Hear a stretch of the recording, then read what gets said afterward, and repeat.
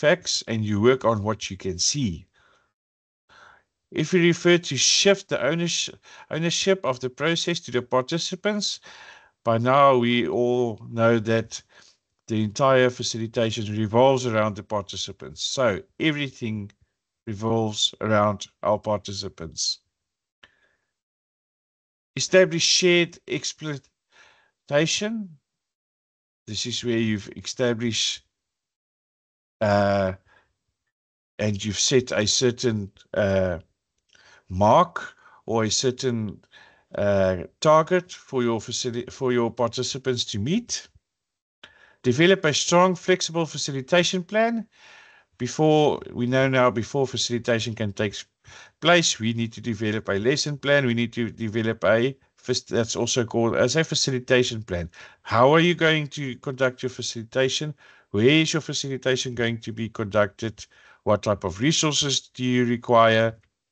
And what would be the cost involved? And most importantly, the duration.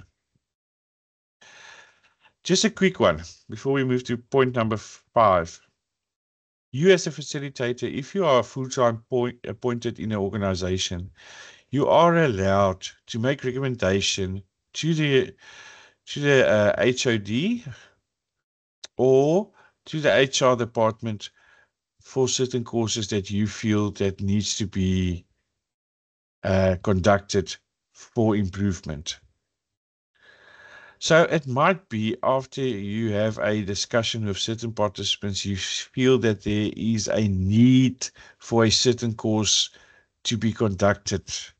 You are allowed to make a recommendation to the relevant departments for that course to be implemented or to take place.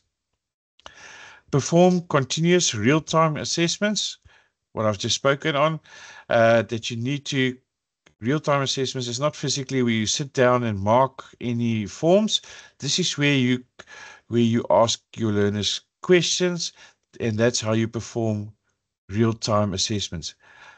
During your facilitation, any given point, you need to continuously determine, are the participants on the same page as you are? Do they understand what you have presented to them? Intervene on process and not content. So we do not work according to content, we work according to our processes that we've set aside. Shift role to consultant when the participants use the facilitator as an expert. This is now just when you use a freelance consultant for a facilitator, then the role would be shift again to the participants. Bring closer to each activity. Each activity that you conduct, you need to have a end point. So you need to tell them, okay, this is why we've conducted this activity. Does everyone understand the activity that's been conducted? Or is there any questions? Perform a summative assessment of the facilitation process. Now, a summative assessment is where a summative assessment works on knowledge. It's purely based on knowledge.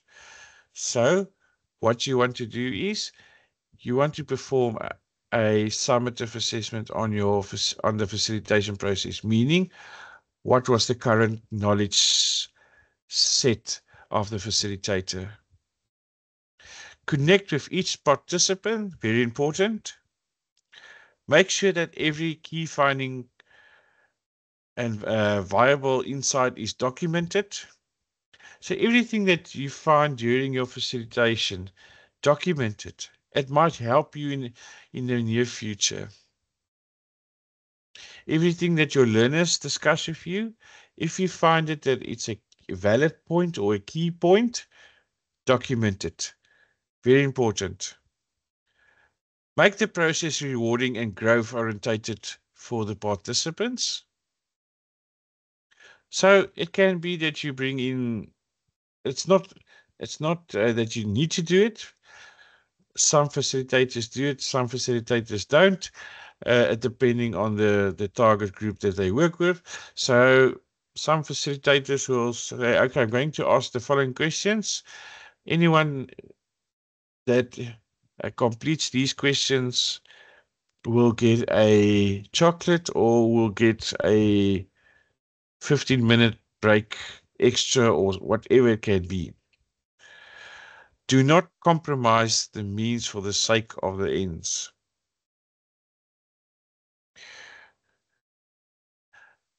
The importance of questioning skills in facilitation. As the candidate facilitator learner, you need to use questioning techniques that are consistent with the facilitation approach, that promotes learner involvement, that contributes towards the achievement of learning outcomes. The larger the group, the more difficult it is to generate effective two-way communication. And the more learners need to have the skill of learning independently. However, some groups structure may provide opportunities for cooperation or completion for at least part of the session's time. Just remember, you have a large group. Let's say you have 50 to 60 people. You are not going to be able to attend to all 60 people or interact with all 60 people. Yes, you're going to find communication from your side to your participants, but your learners also need to have that skill to work independently. They also need to know, okay, after the class session, if you provide them with some homework or you provide them with some study work that they need to go do at home, they need to have that skill set to work independently.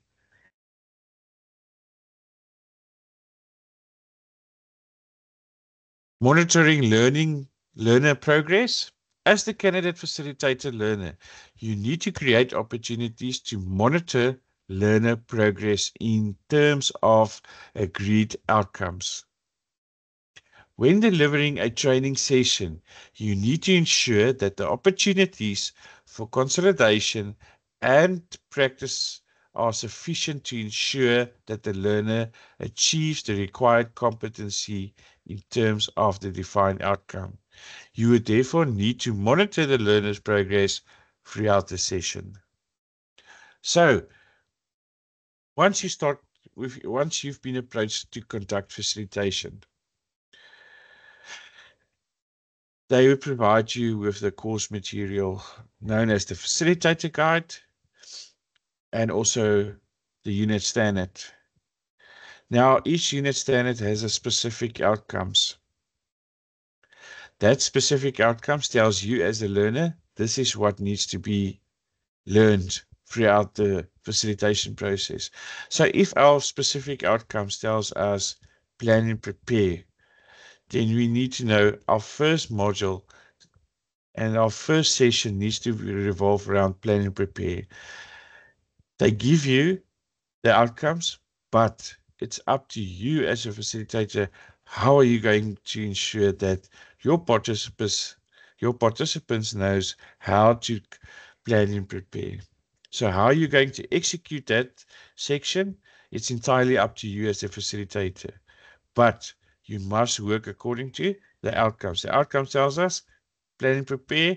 Okay, now we need to go prepare ourselves. How are we going to explain how to plan and prepare to our participants? Now, with the monitoring progress, as I've mentioned, there's continuous assessments being done by you, and you need to monitor your learners throughout the session. How do you monitor your learners throughout the session? Ask questions. Ask them to do demonstration on certain tasks, or have a questionnaire, or have a discussion. That way, you just remember, having a discussion does not mean we just having a discussion for the sake of love. We're having a discussion for one simple reason, is because we're trying to determine what is the current progress also of the learner. Even if we have a demonstration, if a learner needs to demonstrate a task, we're busy monitoring the learner. We're busy conducting a real-time assessment on the learner to see what is the current progress. Does the learner understand what we have presented? So you can see your training methodologies. They work also in favor as a monitoring system for you, depending on which training methodology you choose. Now, you can monitor your learner's progress through various methods, through various ways, as I've mentioned. That's entirely up to you as a facilitator, but you need to monitor it. So ask questions during your facilitation. Ask to have a discussion even. Break your classroom into smaller groups and then tackle group by group with a discussion with them, just to track the progress.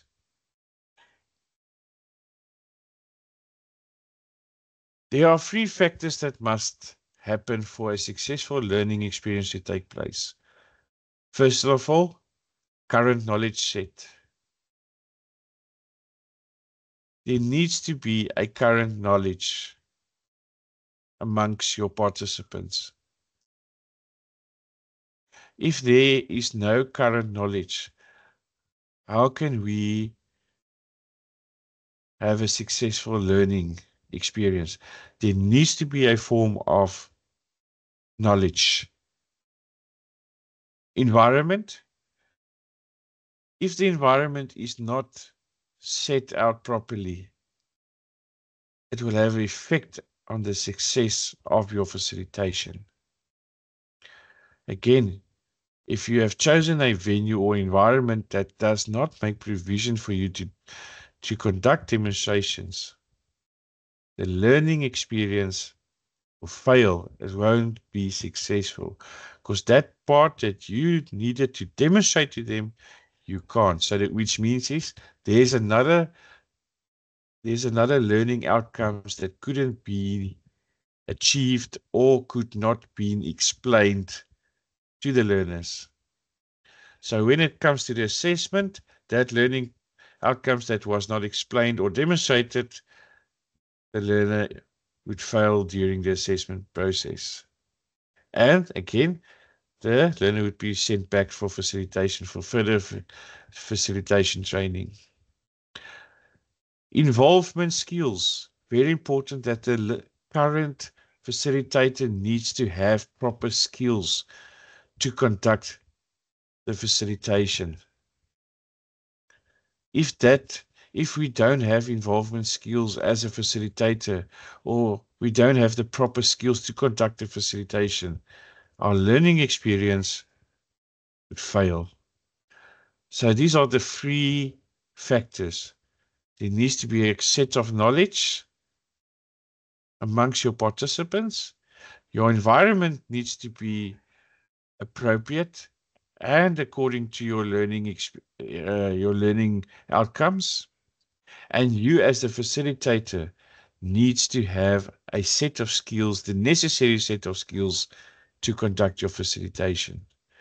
Remember, your participants are relying on your skills, your expertise. This is why facilitators facilitate courses that they already have done, that they have experience about, because it's a skills transfer from you as the facilitator to your participants. So what you have learned in the past, you are busy learning other